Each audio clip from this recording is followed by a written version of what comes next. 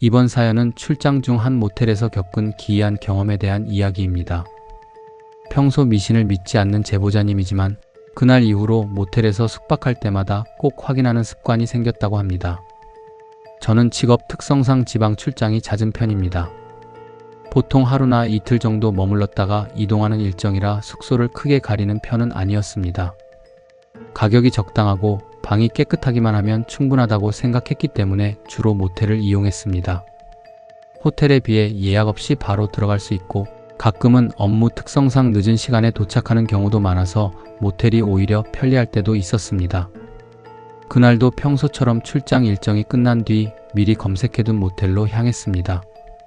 모텔은 시내 중심에서 조금 떨어진 곳에 위치해 있었고 외관은 낡았지만 주차장도 넓고 가격도 저렴한 편이었습니다.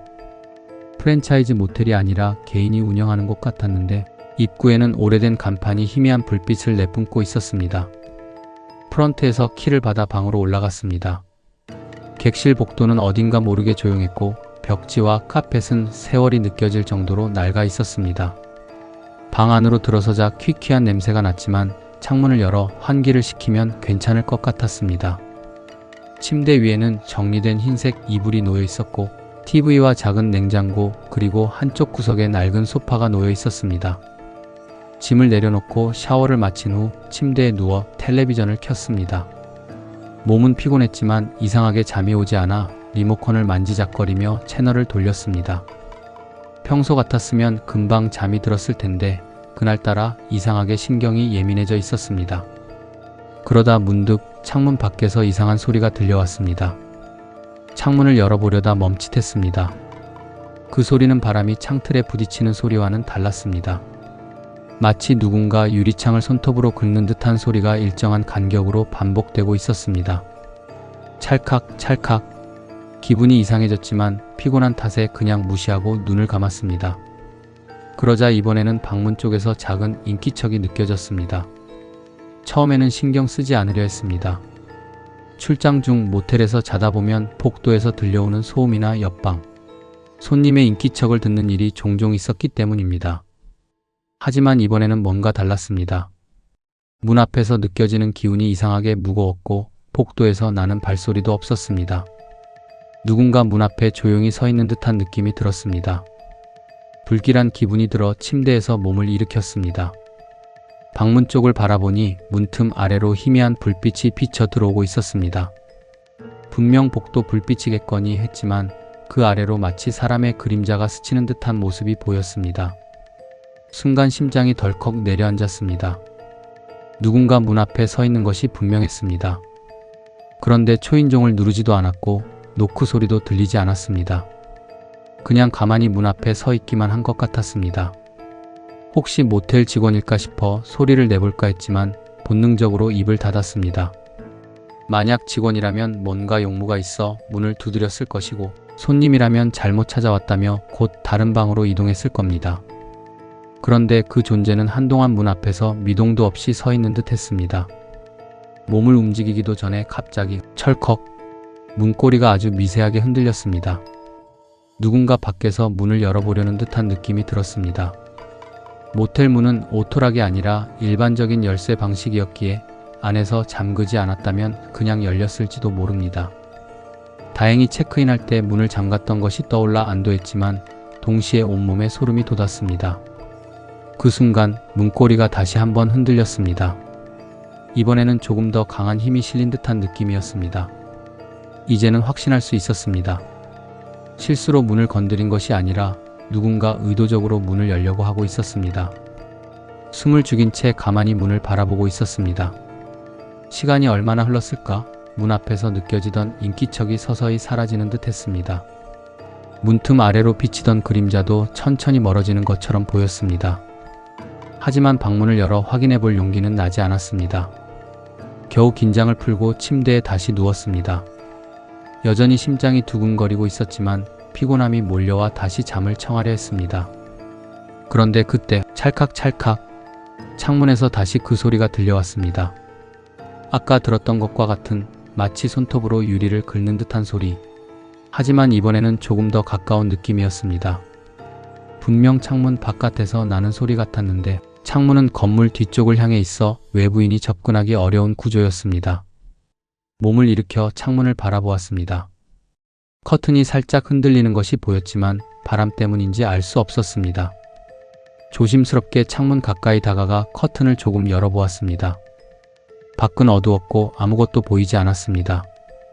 건물 뒤편이라 가로등 불빛도 잘 닿지 않아 창문 밖은 그야말로 칠흑 같은 어둠이었습니다. 그런데 그 순간 희미한 형체 같은 것이 보였습니다. 처음에는 착각인가 싶었습니다. 하지만 조금 더 집중해서 바라보니 창문 바로 앞 어딘가에 무언가 있었습니다. 창문 밖에서 누군가 저를 바라보고 있었습니다. 창문 밖에서 무언가가 저를 바라보고 있었습니다.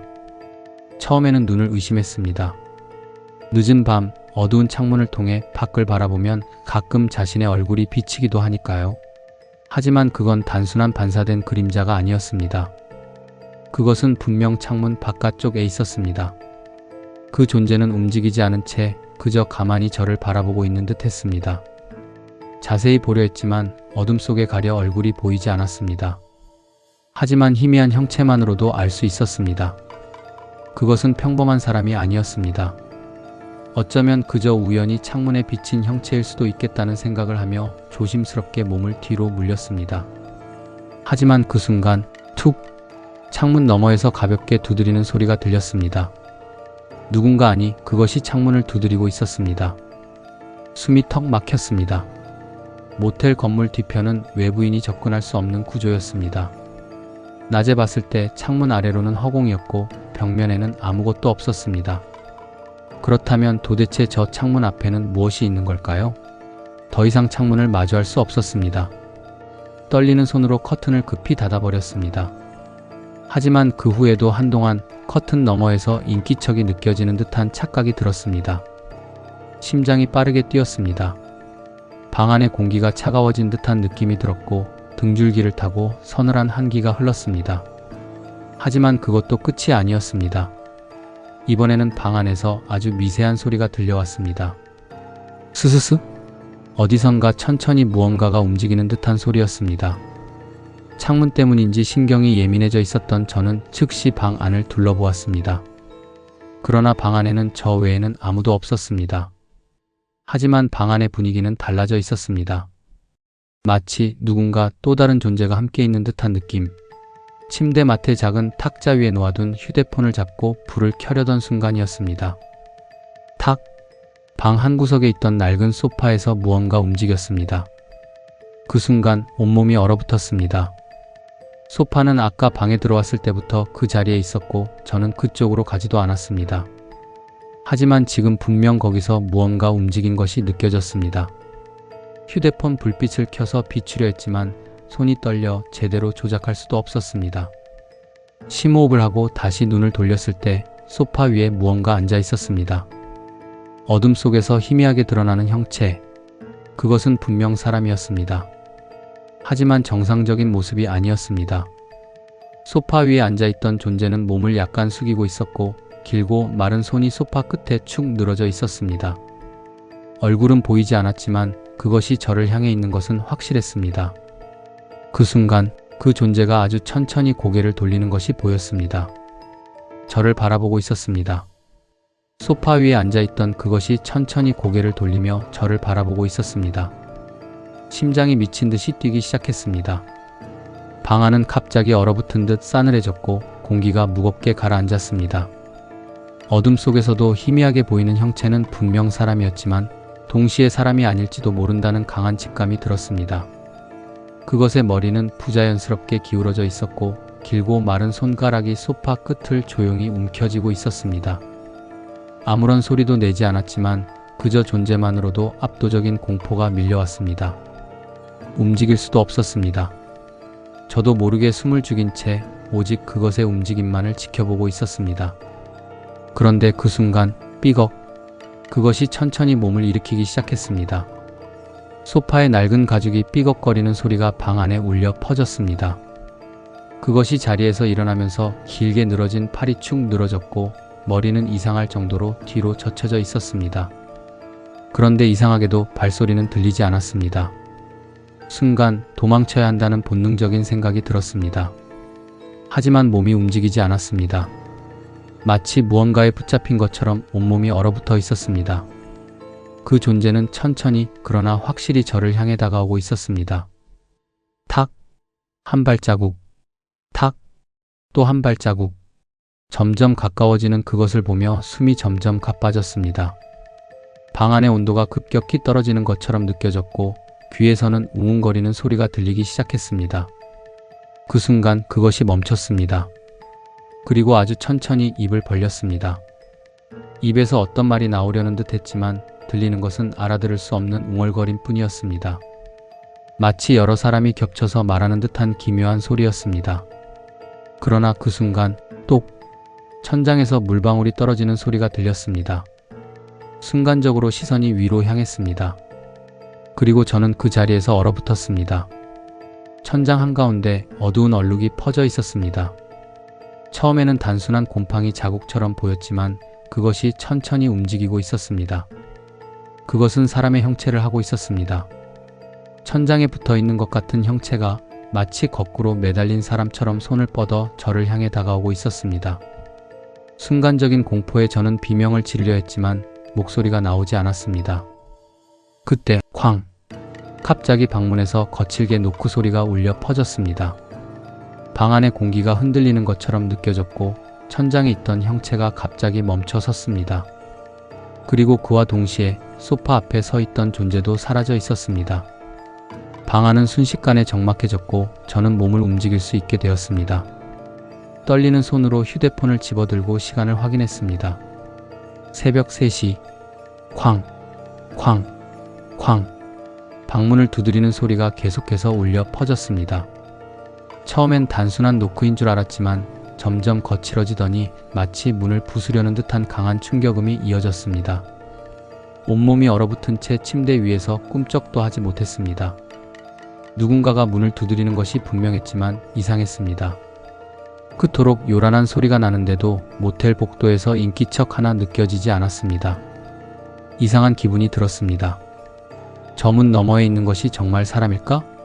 숨을 죽이고 문을 바라보던 그때 철컥! 누군가 문고리를 돌리는 소리가 들렸습니다. 순간 심장이 쿵하고 내려앉았습니다. 분명 방문은 안에서 잠가둔 상태였습니다. 그런데도 누군가가 열려고 하는 듯 문고리가 천천히 흔들렸습니다. 서서히 아주 조용하게. 문이 열리지는 않았지만 그 미세한 움직임만으로도 머리카락이 쭈뼛 설 만큼 섬뜩한 기분이 들었습니다. 그때였습니다. 스르륵! 방 안에 닫혀있던 창문이 저절로 열리기 시작했습니다. 아까 분명 닫아두었던 창문이 아주 천천히 밀려 올라가며 틈이 생기고 있었습니다. 도망쳐야 한다는 생각이 들었지만 몸이 말을 듣지 않았습니다. 눈을 질끈 감은 채 문과 창문 사이를 오가는 인기척을 느끼며 온몸이 얼어붙은 듯한 공포를 온전히 체감하고 있었습니다. 그러다 갑자기 방문 너머에서 낮은 속삭임이 들려왔습니다. 들어가도 될까요? 순간 심장이 멎을 것 같았습니다. 그 목소리는 낮고 길게 늘어져 있었고 분명 복도에서 들려오고 있었습니다. 하지만 방문 앞에는 초인종도 인터폰도 없었습니다. 그런데도 마치 저를 향해 직접 말을 걸 듯한 기묘한 목소리가 들려왔습니다. 도저히 이 방에 더 있을 수 없었습니다. 그대로 침대에서 벌떡 일어나 문을 향해 달려갔습니다. 그리고 문을 열지도 않은 채 복도 쪽으로 소리를 질렀습니다. 누구세요? 그러자 방문 너머에서 들려오던 속삭임이 딱 멈췄습니다. 정적. 숨소리조차 들리지 않는 기묘한 침묵이 방 안을 가득 채웠습니다. 한참을 그렇게 굳어있던 그때 탁탁탁 멀어져가는 발소리가 들렸습니다. 마치 문 앞에 서 있던 존재가 천천히 뒷걸음질 치며 사라지는 듯한 느낌이었습니다. 가까스로 정신을 가다듬고 떨리는 손으로 방문을 열었습니다. 하지만 복도는 텅 비어 있었습니다. 모텔 특유의 희미한 형광등 불빛 아래 사람의 흔적은커녕 그 어떤 기척도 남아있지 않았습니다. 하지만 그 순간 발밑에 놓여있던 한 장의 종이가 눈에 들어왔습니다. 노란빛이 도는 낡은 종이 위에는 삐뚤빼뚤한 글씨로 한 문장이 적혀 있었습니다. 이미 늦었어. 온몸에 소름이 돋았습니다. 그리고 그 순간 쿵! 방 안에서 거대한 소리가 울려 퍼졌습니다. 쿵! 방 안에서 울려 퍼진 충격음에 심장이 덜컥 내려앉았습니다. 순간적으로 몸이 굳어져 방 안으로 돌아가지 못하고 복도에 멍하니 서 있었습니다. 모텔 복도는 여전히 고요했고 다른 방에서는 아무런 인기척도 느껴지지 않았습니다. 마치 이 공간에는 저밖에 존재하지 않는 것처럼 적막함만이 감돌고 있었습니다. 방 안에서는 더 이상 아무런 소리도 들리지 않았습니다. 하지만 아까 방문 앞에 놓인 낡은 쪽지가 계속 머릿속에서 맴돌았습니다. 이미 늦었어. 무슨 의미일까? 나보고 도망치라는 뜻일까? 아니면 이미 여기서 벗어날 수 없다는 뜻일까? 확인해야 했습니다. 그리고 무엇보다 방 안에 둔 제 짐과 휴대폰이 필요했습니다. 조심스럽게 방문을 다시 열었습니다. 방 안의 공기가 확연히 달라져 있었습니다. 아까보다 훨씬 차가웠고 뭔가 눅눅한 기운이 느껴졌습니다. 침대 시트는 그대로였고 짐도 손대지 않은 그대로였습니다. 하지만 한 가지 이상한 점이 있었습니다. 창문이 다시 닫혀 있었다는 것. 아까 분명 창문이 스르륵 열리는 걸 직접 봤습니다. 그런데 지금은 처음 방에 들어왔을 때처럼 꼭 닫혀 있었습니다. 그때였습니다. 징! 테이블 위에 올려둔 휴대폰이 진동했습니다. 순간적으로 몸이 얼어붙었습니다. 휴대폰 화면을 보자 발신자 표시가 없었습니다. 번호도 이름도 없이 단순히 수신 중이라고만 떠 있었습니다. 망설이다가 조심스럽게 통화 버튼을 눌렀습니다. 하지만 들려오는 것은 정적뿐이었습니다. 그러다가 들어와. 낮고 울리는 목소리가 귓가를 파고들었습니다. 순간 온몸이 얼어붙었습니다. 그 목소리는 확실히 전화기에서 나왔습니다. 그런데 더 섬뜩한 것은 그 목소리가 바로 제 방 안에서 들려오는 것처럼 느껴졌다는 것이었습니다. 공포가 한계에 달했습니다. 더 이상 이 방에 머물 수 없었습니다. 급하게 짐을 챙겨 문을 열고 뛰쳐나왔습니다. 그리고 계단을 내려가 프런트로 향했습니다. 카운터에 있던 직원은 피곤한 얼굴로 저를 바라보며 무슨 일이냐는 듯 물었습니다. 한시라도 빨리 이곳을 떠나고 싶었지만 혹시라도 이 모텔에서 비슷한 일을 겪은 사람이 있는지 확인하고 싶었습니다. 조심스럽게 직원에게 물었습니다. 혹시 이 모텔에서 이상한 일 겪은 사람 있나요? 직원은 처음에는 별일 아니라는 듯 고개를 저었습니다. 하지만 곧 어딘가 불편한 기색을 보이며 조용한 목소리로 말을 이어갔습니다. 몇 년 전 이 모텔에서 한 손님이 스스로 목숨을 끊었다고 했습니다. 창문이 닫힌 채로 발견되었고 이상한 건 방 안 어디에서도 외부인의 흔적이 발견되지 않았다는 것이었습니다. 하지만 경찰 조사 결과 분명 그 방에는 다른 누군가가 함께 있었을 가능성이 크다고 했습니다. 저는 온몸에 소름이 돋았습니다. 직원은 조심스럽게 제 방 번호를 물었습니다. 그리고 방 번호를 듣자 표정이 미묘하게 변했습니다. 아, 그 방이면. 직원은 말을 흐리더니 이내 작게 한숨을 내쉬었습니다. 그리고는 그 방에 묵었던 손님들이 자주 새벽에 이상한 인기척을 느끼거나 창문이 혼자 열리고 닫히는 걸 봤다는 이야기를 덧붙였습니다. 하지만 대부분은 그냥 꿈이라고 치부하고 넘어갔다고 했습니다. 그러면서 마지막으로 직원은 저를 한참 바라보다가 조심스럽게 말했습니다. 혹시 방 안에서 누군가 말을 걸진 않았나요? 그 말을 듣는 순간 저는 아무 말도 할 수 없었습니다. 그리고 불현듯 그날 밤 귓가에 들려온 속삭임이 떠올랐습니다. 들어와. 그건 단순한 환청이 아니었습니다. 출장을 마친 후에도 그날 밤의 기억은 쉽게 지워지지 않았습니다. 모텔을 떠나온 지 며칠이 지났지만 여전히 이유 없이 등골이 서늘해지는 순간이 종종 찾아왔습니다. 혼자 있을 때면 문득 누군가가 곁에 있는 듯한 느낌이 들었고 자려고 누우면 창문 너머에서 무언가가 나를 바라보고 있는 것 같은 착각이 들었습니다. 하지만 애써 그날 일을 잊으려 했습니다. 출장 중에 피곤해서 헛것을 봤을 수도 있고 예민해져서 작은 소리에도 과하게 반응했을 수도 있다고 스스로를 납득시키려 했습니다. 그렇게 며칠이 지나고 점점 평소의 일상으로 돌아오는 듯 했습니다. 그러던 어느 날 아침 출근 준비를 하며 옷장 앞에 서 있었습니다. 옷을 고르다가 무심코 옷장 거울을 바라봤습니다. 그 순간 숨이 멎을 뻔했습니다. 거울 속 제 모습 뒤로 그날 모텔 창문 너머에서 봤던 것과 똑같은 형체가 서 있었습니다. 움직이지도 않고 아무 말도 하지도 않은 채 마치 처음부터 그곳에 있었다는 듯이 조용히 서 있었습니다. 등 뒤로 한기가 몰려왔습니다. 머릿속이 새하얘졌고 심장이 요동쳤습니다. 하지만 그보다 더 소름 끼쳤던 것은 그 형체가 천천히 입을 벌리고 있다는 것이었습니다. 마치 무언가를 말하려는 듯한 모습이었습니다. 하지만 저는 더 이상 볼 수 없었습니다. 그대로 거울을 외면하고 황급히 방을 나섰습니다. 그날 이후 저는 출장 중 모텔에서 숙박하는 것을 완전히 포기했습니다. 차에서 자더라도 모텔에는 가지 않았습니다. 그리고 집에서도 밤이 되면 거울을 덮어두는 습관이 생겼습니다. 아직도 가끔 누군가 창문 너머에서 나를 바라보고 있는 것 같은 느낌이 들 때가 있습니다. 그리고 그럴 때마다 귓가에서 희미한 속삭임이 들려오는 것만 같습니다. 들어와. 그날 밤 제보자가 봤던 것은 도대체 무엇이었을까요? 그리고 그것은 아직도 사연자의 곁에 남아있는 걸까요? 여러분도 모텔에서 묵을 때 괜히 창문 너머를 들여다보거나 거울을 오래 쳐다보지 않는 것이 좋을지도 모릅니다. 이번 이야기는 여기까지입니다.